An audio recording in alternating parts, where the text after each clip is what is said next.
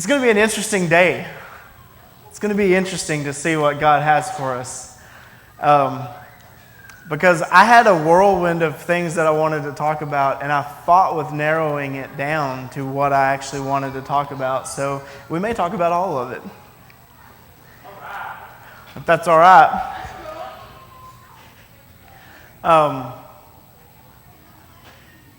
I have an idea of what I want to talk about, but we'll see which direction God takes it on. I have resorted to just trying to come up with an intro, and then after that, just whatever happens, and just go with it. I was reading a few different things this week, and I'm sorry, Susan, I didn't give you the verses. For one, I didn't know what they were going to be until just now, so or a few minutes ago. And it's going to be a few things. And I read something and for some reason these two stories, personal stories, popped up in my head. And I'm not sure how they relate yet, but we'll get started and see how they relate. Have you ever felt as though you're in a rut? Or felt maybe burnt out? Or felt like, man, I just don't have the energy. I just don't have it in me this week. I just don't, I don't know. You ever feel that way? You ever feel like that? Like, okay, I've been on this thing for like 2 years. I was about to say months, but I was like, no, that's not right. Where I've just been so tired and so drained, and it's like I can't find the energy for the life of me. What happened to all my energy? And then I was like, well, I did turn 36 this year, and I'm just kidding. That's not an excuse, I know. No, and sorry, but I started thinking what happened? Where did my energy go? And then I get sick of looking at myself in the mirror, so I thought, I've got to start working out. I got to start working out. I've got to, every day, man, I've got to start working out. I'm bigger than I've ever been. I've got to start working out. It's like this broken record that just keeps repeating. And so I'm like, okay, well, I keep saying it. So I went and I joined CrossFit because, when you're not sure what to do, you just go all in and you spend all your money and you let someone kill you for 30 minutes to an hour or whatever it takes. But my thought was I have a gym membership, okay, but I don't ever go. I've had a gym membership for almost a year now, and I don't ever go. I started good, but then I just kind of fizzled out. Then I would be like, well, I got to get back in it, and I would go, and it would feel good. Excuse me, and I would go for a week, and then all of a sudden I was back to normal, and then I'd be like, how many of you are like, man, I'm just so tired. I'm gonna rest today, and then tomorrow I'll try to, but what happens? Then it's the next day, and then it's the next day, and then I believe it or not, I know this is going to sound ridiculous, but I like to run.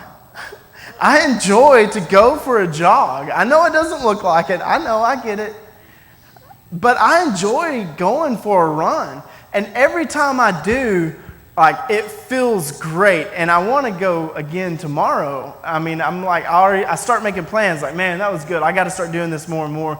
But then the next day, something comes up and gets in the way, and I don't make time for it. So then the next thing you know, 2 weeks later, I'm thinking, dang it, I still need to go run. Or I still need to go work out. And I've been putting this working out thing off for a long time.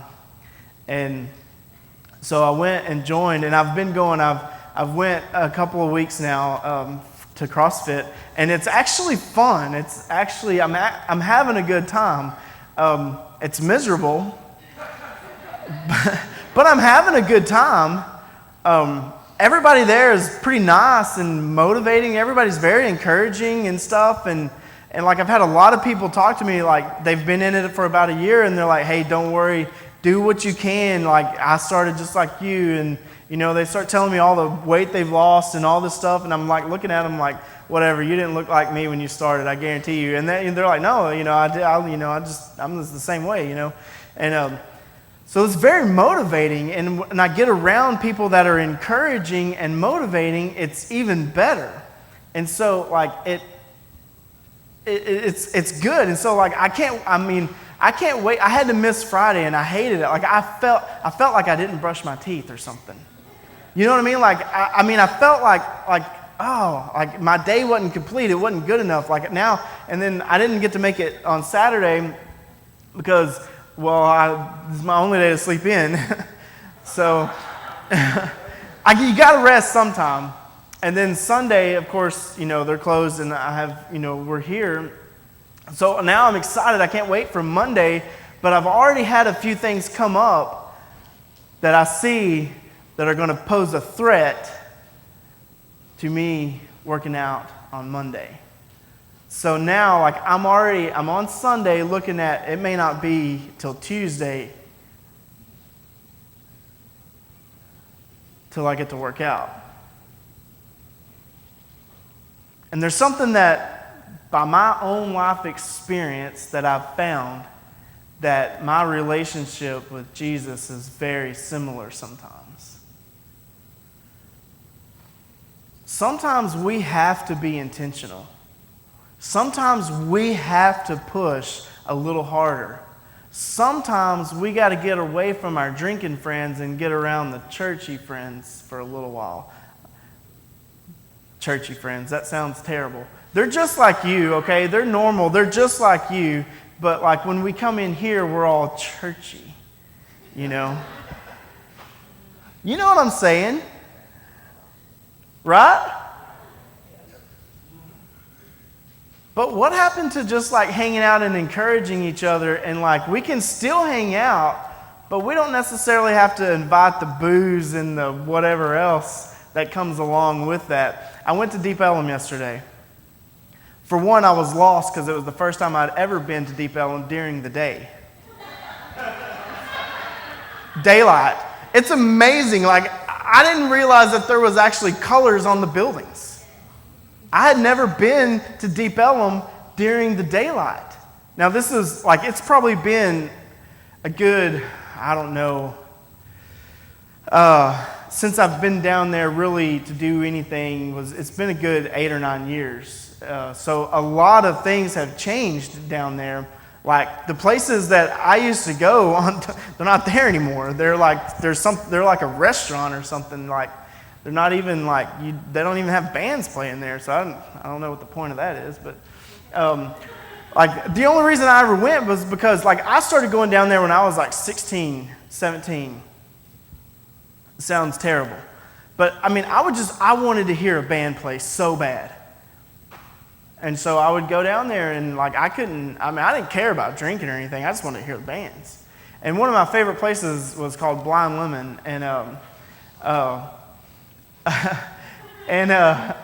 Anyway, and we walked by it yesterday, and it's like a restaurant. It's like a fancy restaurant. Like I wasn't even dressed well enough to go in there. And it's crazy how things can change. And I'm not sure where I was going with that, but we're going to get back on track. But anyway, I was going somewhere with that. I'll think of it here in a minute. But yeah, churchy. Okay, like yeah, I went to Deep Ellum yesterday. I even posted a picture. We went to Rocket Fizz. I don't know if anybody knows what that is. It's a soda shop. They have all kinds of like custom sodas or whatever. There are all these crazy flavors and different sodas and candy and everything. And like, I had a blast in there. So the girls loved it. I mean, they thought it was, the best thing in the world. They had this bag they filled up with all kinds of candy and stuff. And we picked out all kinds of different soda and stuff. And so like, Deep Ellum to me is the place, that was where I grew up. That was the party place. We went down, I was there almost every weekend. It didn't even matter what band was playing. I just wanted to go hear some bands. And then after I turned 21, of course, it progressed into drinking and then partying and then staying down there until they closed it down, sometimes having to sleep in my car until the next morning so I could drive home. And I mean, that's what it turned into. It turned into this lifestyle of just wreckage, really, because I wasn't a good husband. I mean, I wasn't, I didn't have kids at the time, but I wasn't a good husband. I wasn't, we weren't even good in a relationship together sometimes when we would go down there. I mean, I'm really lucky that I didn't get divorced sooner. That's sad, but I mean, honestly, we both did things and we both joined in to the atmosphere. Does that make sense? And so, me going back down there yesterday was a big deal, like inside, because a lot of things have changed down there, but I didn't have that stronghold. Obviously, I had my kids with me. It was during the day. And I have been down there once before, but it was just to get this tattoo. And it wasn't a party. But anyway, so I stepped into that environment that actually at one time took a hold of me and held me captive. And yesterday I walked in there with a freedom and a joy that I didn't have to worry about being bound. Does that make sense? So, back where we were, sometimes our relationship with Jesus takes some work, and sometimes it takes separating ourselves or cutting some stuff out of our lives and realigning. We talked about that a little bit last week. Realigning ourselves, realigning some values and priorities. So deep down, like, we all have that something that we know that holds us, that sometimes we can't get past. And that sometimes that just, like, I'm going to rest today, and tomorrow I'm going to read. I'm going to wake up. I'm going to go ahead and go to bed early tonight. I'm not going to read tonight. I'm going to go ahead and go to bed early tonight, and then tomorrow I'm going to get up a little early and I'm going to read. What happens every time? You oversleep.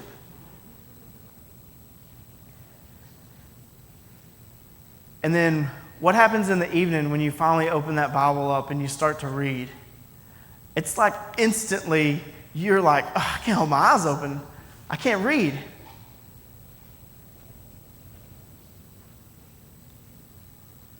Do you think it's just that we're that tired? Or is something actually holding us down? Something actually holding on to us? And I had this thought, what is it? And because this was me, like I used to, if I don't read earlier, like I got to where I read like earlier in the day, because if I wait till 9 o'clock or whatever, after, like when I'm getting ready to go to bed, if I try to read, guess what? Boom, I'm done. Like, and I started thinking, what is it about opening my Bible after 8 o'clock at night that just shuts me down? And I had this like revelation. And is it that I'm waiting at the end of the day when I open this up, and it doesn't matter where I read or what I read, I finally, my soul, my inside finally gets a taste of God's peace. And so, like, it's like I can finally take a breath. And what happens when you relax? You're ready to go to sleep. And so I started this brainstorm of an idea and these thoughts. Not only is it an ultimate like peace, but it's also our fuel. And it's what fuels our day. And it's what fuels our walk. And it's what fuels our lives. And so this verse came up, and it's when Jesus is being tempted. I'm going to go ahead and read it to you. I'm in Luke chapter 4. And you don't have to post up here. If you can get it, great. If not, it's okay. I'm going to read it anyway. It says, Then Jesus, full of the Holy Spirit, returned from the Jordan River. He was led by the Spirit in the wilderness, where he was tempted by the devil for 40 days. Jesus ate nothing all that time and became very hungry. Yeah, I mean, Brandis was talking about lunch a while ago. Church ain't even started yet, I'm just playing. But we do that. We'll be sitting in here and we'll be thinking, man, what do I want to eat for lunch? Man. You start looking back at the clock. I'm getting hungry, man. What's he going to talk about? Let's get this over with. So then the devil said to him, if you're the Son of God, tell this stone to become a loaf of bread. But Jesus told him, no, the scriptures say, people do not live by bread alone. By bread alone. And the scriptures say, and so then I'm like, okay, what do you mean the scriptures say? It just said it. That's the scriptures, right?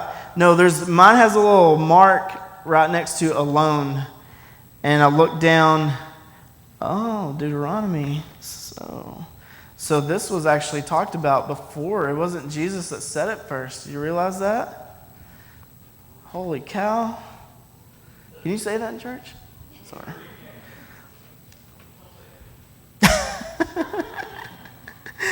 Oh, man. It's actually in Deuteronomy 8. I looked at it wrong.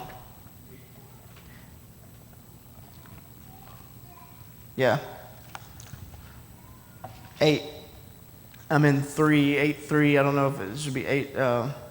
8:3, Deuteronomy 8:3. It says, this is at the top. It's got a little title. It says a call to remember and obey. And we could do a whole message on just this part, but I'm going to cut that right now. It says, yes, he humbled you by letting you go hungry and then feeding you with manna, a food previously unknown to you and your ancestors. He did it to teach you that people do not live by bread alone. Rather, we live by every word that comes from the mouth of the Lord. And so, I just started thinking, I have this brainstorm-like activity that goes on in my head. And there's 2 stories, personal stories that took place of me. And for whatever reason, when I started thinking about the bread alone, I started relating it to fuel, or how we get our fuel, and what we fuel our day with, and what we fuel our walk with, and our relationships with. And some things started to click a little differently than when I've read this before. And so my first story is me and my brother were working in Nevada. We were basically in Vegas working this job, and we were working on these trash compactors and cleaning them and all this stuff. And there's a place in Nevada called Mesquite, Nevada, and it's about halfway. I think it's about halfway between Vegas and Utah. So it's a pretty good stretch there, and there's absolutely nothing between Vegas and Mesquite, Nevada. I mean, nothing. And there's signs up that say, next service station, next gas station, like 300 and whatever miles. And so we're in this truck, and we had just gotten this truck. We had not had it very long. And my brother asked me, he's like, do we have enough gas to make it? And I said, yeah, man, we got a little over 3/4 of the tank. We should be good. I was like, all right. So I'm driving along, and we're going, and he usually slept when I drove. And so I'm driving along, listening to the radio, cruising, and there's absolutely nothing. If you've ever driven in the desert, like there's just nothing there. Just rocks and dirt and stuff. And I remember that day, the temperature, I'll never forget, the temperature that day was 119 degrees. It was one of the first times I had ever seen like heat like that hot. And so we're driving along, and all of a sudden the truck just dies. And he wakes up, and I coast over the road, and he's like, "What happened?" I was like, "I don't know, man, it just died." He's like, "You ran out of gas, didn't you?" I said, "No, surely not." I was like, it's like just a little bit below a quarter of a tank. Well, I didn't know this, but a quarter of a tank meant you needed gas like right now. And this was a fairly new truck, but apparently, so we called like, "Yeah, man, that gauge is a little off." Oh, so I looked it up on the GPS. The closest gas station was 1.9 miles away. You could barely see the sign. You could see the sign. It was little. So we sat there and we tried to call around, and it was a Sunday evening. So we called around and we couldn't get a hold of anybody. The only people we knew to call were in Texas, so I don't know why we were even trying to call anybody. But we were trying to figure out, like, we didn't have smartphones then either, by the way. So we were trying to find someone that could look something up and see if there's anything closer, or see if there's any like tow service or anything like that could come and help us out. I said, "Dude," "we're just going to have to walk." And I remember he looked at me, he was so ticked off at me. Anybody ever fight with a sibling? Like, it's a different kind of fight. Like, it gets evil. Like, I mean, you can just, the look sometimes, you know what I mean? Like, not spouse, I'm talking about sibling. Like, you can just look at each other and you know you're about to kill each other if something don't happen. And I remember he looked at me and like, so I was like, "Dude, I know, my fault, I didn't know." So here we are, we're carrying these, we have gas cans on the truck. It's 5-gallon gas cans. We each have one. So it's actually diesel, not gas. And so we walk, and we get to the exit ramp to where this gas station is, and someone finally pulls over to give us a ride. So they saved us, thankfully, a good 200 yards of walking after we had walked almost 2 miles. And he was like, "Yeah," he's like, "Was that y'all's truck back there?" We're like, "Yeah." He's like, "Well, get your fuel and everything, and I'll give you a ride back." So we're like, "Man, that's awesome, good, and this and that." So we're getting fuel and everything, and my brother's like, "I'm going to go in here and get a drink real quick." And so we went in there and got a drink, and we come back out, the dude was gone. Like, he just ditched us. He just said he would take us back. We were going to get a drink, and now he's gone. So we sat around for a little while, and of course, when someone walks up to you at a gas station and they need a ride, what do? "Okay, sure. Sorry about your bad luck." Like, we're also in Nevada. I mean, you don't trust anybody in Nevada anyway, so two redneck-looking dudes, like, trying to get a ride, with 4 cans of diesel. We walked back. We carried those. Now they're full. Now they're heavy. Now that 119 degrees, that sun, I mean, I don't know how to describe it. Have you ever opened the oven too soon and the heat hits you in the face? That's what it felt like. It was like a heat. Like they say, well, it's just a dry heat there. Bull. Over 100 degrees, it doesn't matter what it is. It's hot. It is hot. And we walked back. I'm pretty sure I lost a lot of weight that day because we were soaking wet. And we walked back, we get it, and that's not the end of the story. We fill it up, and then now we got to figure out how to crawl under this stupid thing and prime this thing because it's diesel. It ain't going to just crank up. So luckily we do have tools on it. We get this thing, we finally get it primed up, and it finally starts, but it took forever to get that thing primed and going again. It took forever. And we were so worn out. We were so drained. We hurt so bad. We had sweat so much. We go and we check into the hotel. We get in our room and the AC doesn't work. And I thought my brother was going to kill someone. Like, nobody knows my brother, I don't think. But he's a lot taller than me, and he's got like this big beard. He's way bigger than, he looks like, I don't know, like a lumberjack or something. He got all the good genes. Like I got, I got my mom's side. He got all my dad's side, and they're all like big burly, and all this. And I remember he was ticked that day. He was ticked for a long time, and he has a temper that, from a young age that just didn't last long, and it was anyway.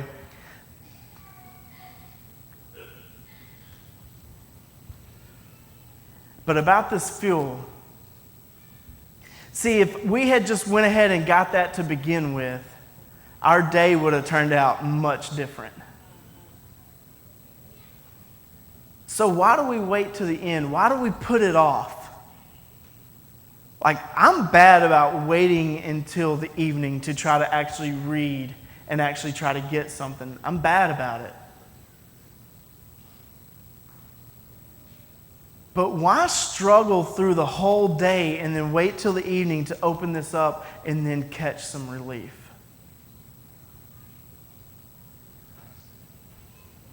Just a thought. Here's the next story.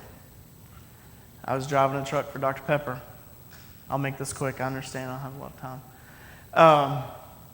I drive a truck for Dr. Pepper, or I did. I was, it was what they called UDS up and down the street. I delivered to gas stations and stuff. And it's the truck that used to have the doors on the side and everything. And this was back in the day. Like now they have stuff that does all this stuff for them. But like you had to open the door, you had to unload hand by hand and stack it all up by hand, roll it in with the dolly and all this stuff.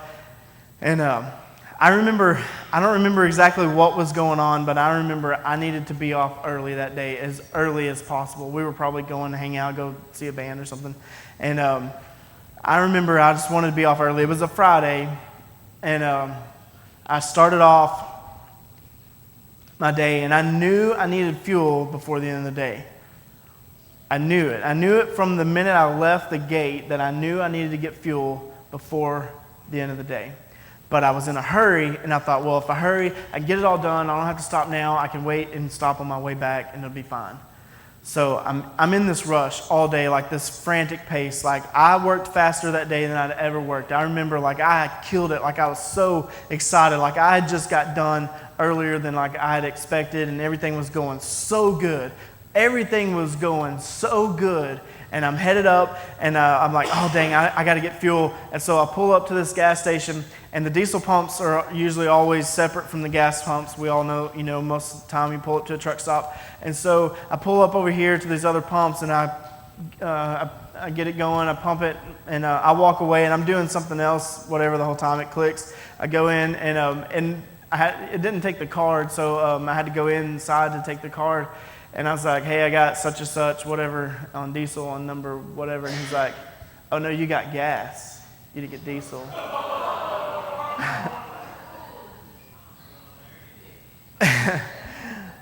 And I said, no, I got diesel.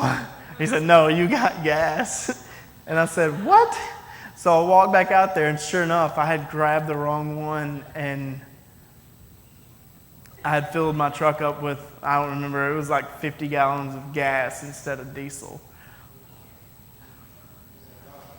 Oh, crash and burn. My day went downhill fast. And so now I got to figure out, now I'm where I'm now, and like at the time, like I don't know why, but I was scared of my boss.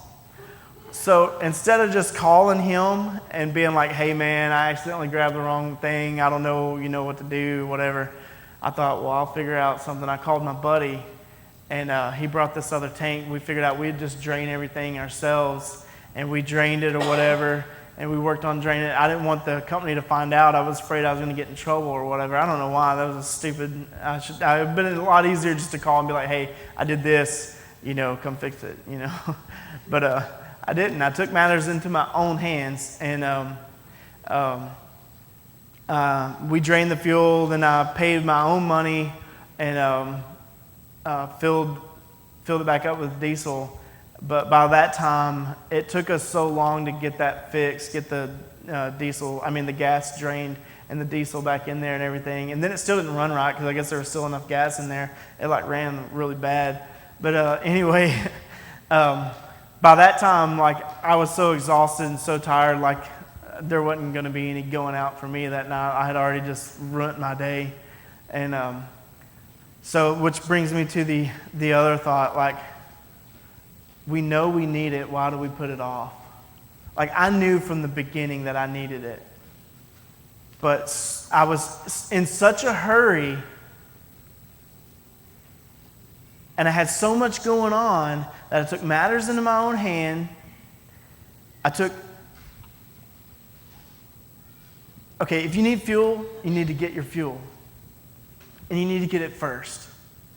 Okay, let's just cut to the chase. We want to add in the Jesus when it's convenient. We're convenient Christians, and we want to be convenient Christians and we wonder why we struggle. We wonder why our days get so jacked up and why we get so frustrated and why we feel like everybody's against us and why things get so hard. Because we don't put the bread first. We don't put His Word first. We don't. We say we do, but we don't. I'm just as guilty. I'm just as guilty because I'll go through my whole day ticked off, messed up, mad, frustrated, and then at the end of the day, I'll finally sit down and I'll think, figure out something for Sunday. I don't know what I'm going to do here. How do you get anything from that? Or how do I get anything from that? I don't. And then I start reading and I think, man, I'll just get up early tomorrow and I'll do it tomorrow.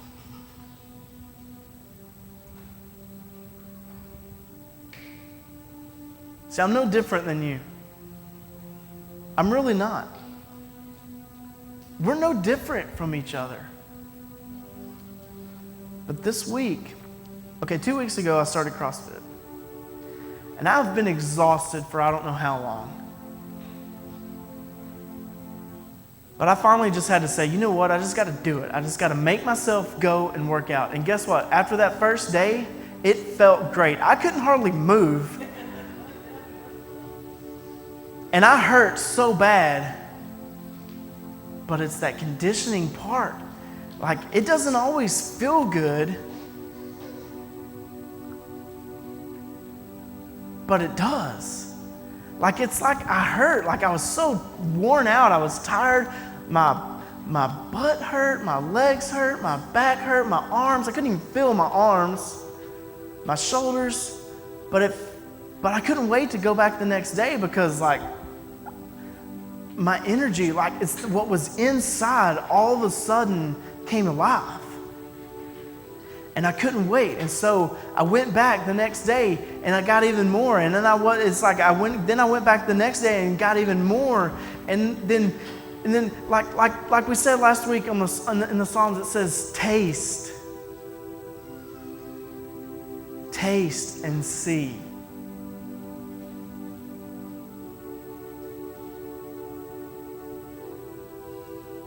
Sometimes we just got to make ourselves do it. When I read, when I actually get down, when I don't wait till the evening and don't wait till I'm ticked off and frustrated and everything, and when I actually sit down because I want a relationship and I sit down and I read, guess what? I usually get something pretty good. And it's usually like, whoa, that's cool. I've never seen that before. Whoa, and so over here it says, oh, and then I start connecting the dots, and then all of a sudden, this book, these words come alive and they start speaking.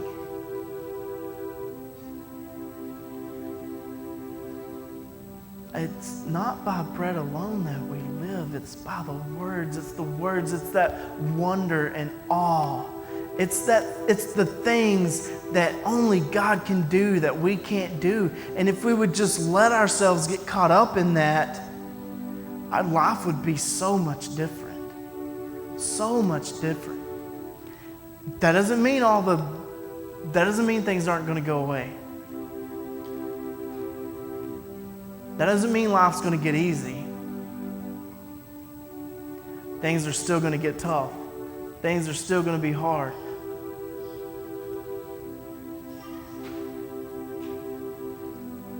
Look at Jacob, Joseph, Israel. Israel came from Jacob. Israel still struggles to this day.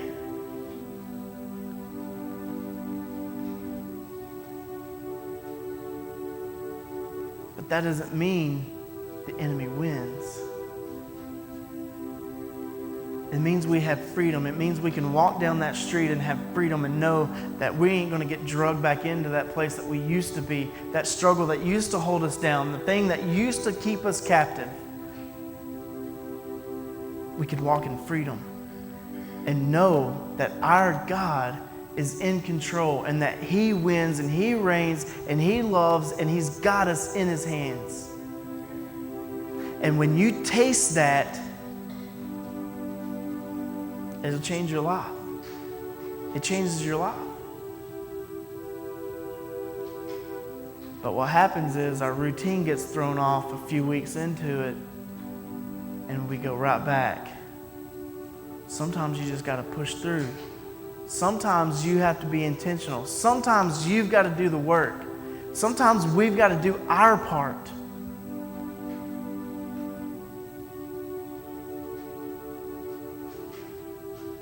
No one ever said it would be easy or get easier. Because it doesn't. I was going to let you know it doesn't, but we have the freedom in it that God brings and that God gives. Jesus freed us of those things that hold us. You realize that, right? Like He defeated death.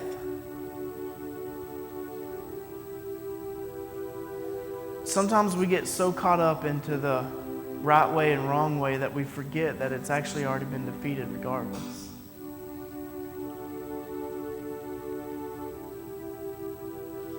So that's my challenge this week, that we be a little bit more intentional. Read something with your kids. Spend some time. Read something with your spouse. You could do this. You could say, hey, let's pick this chapter and let's read this and then let's discuss it next, tomorrow or whatever. Or the next few days or something. Let's read it. Let's take some time to read this and then the next few days discuss it and see what it speaks to you and what it may speak to her may speak something different to you. But then you can build on that. And when you start connecting some of these things, like it gets fun.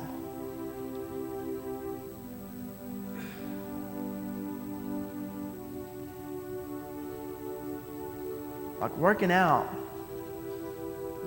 blood, sweat, tears, all that goes into it sometimes. Man, when you do it, you feel so good. And it's the same principle. I've found that it's the exact same principle. That if you'll just do it and you'll get in it, and you don't put it last, you'll put it first, put it as a priority, there's things that will happen, there's things that will come out of your life that will transform the way you live. So that's my challenge to you. That's what I feel like God is speaking to us as a church. Not just me, but us as a church. Can we be a little bit more intentional?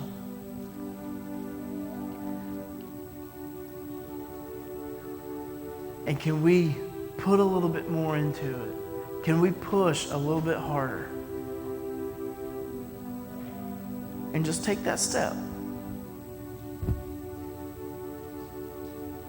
I listened to a message yesterday, and for some reason it kept ringing in my head. And Chris was talking about when you experience Jesus, and I relate it to the Psalms, when you taste and see when you get that taste, it'll change you. You'll leave different. You'll leave different. You'll come in and you'll leave different. And he talked about going home a different way. And I started realizing, like, sometimes we get caught up in routine that's good, and sometimes we get caught up in routine that's bad.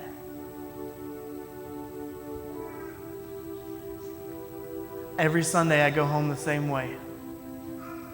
Most of the time I eat lunch at the same place. I order the same things.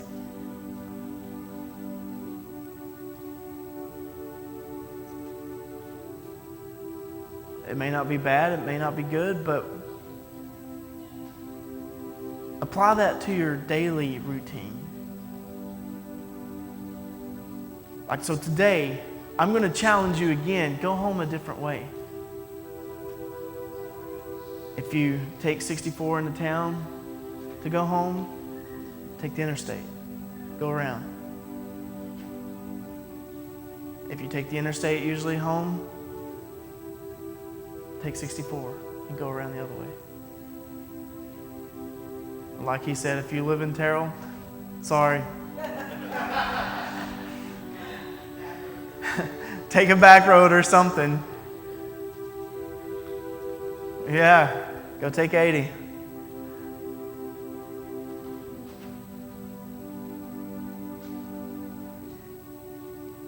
Find a different way. Go leave a different way.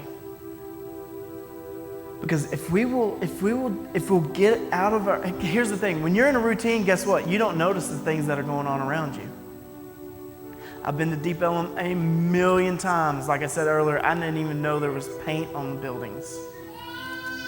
And you know, it had color until I went down there during the daytime.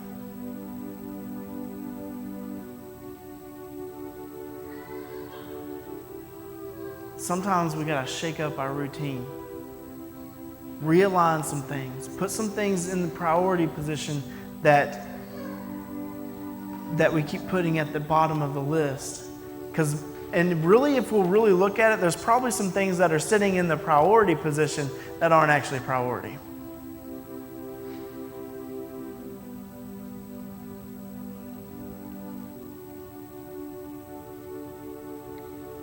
So let's go home a different way today. Let's go eat somewhere different. Maybe with someone different. I don't know.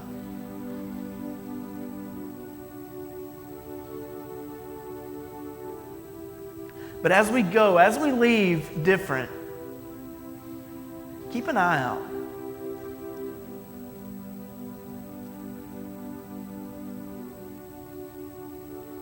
Because there'll be either an obstacle or an opportunity.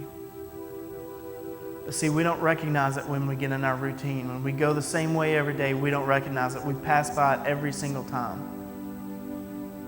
There's going to be something there that can either be an obstacle or an opportunity. Whichever way you want to pass it. If God's telling you to do something or say something or go somewhere, do it.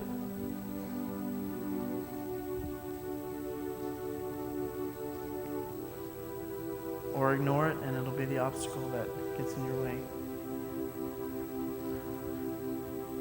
So I'm going to go ahead and close. And if you need anything, come holler at me.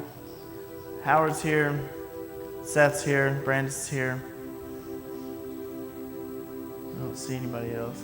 Anyway, we've got plenty of leaders. There's plenty of people that you can find if you need. If you need something, if you have questions about anything, salvation or whatever, anything you want to talk about or need to know or want to know, holler at one of us, and we'll pray with you, we'll talk with you, or whatever it is you need. But I'll go ahead and close. I'll pray over us, and then y'all can actually go have lunch. And we can leave a different way. Is that okay? Can we leave different?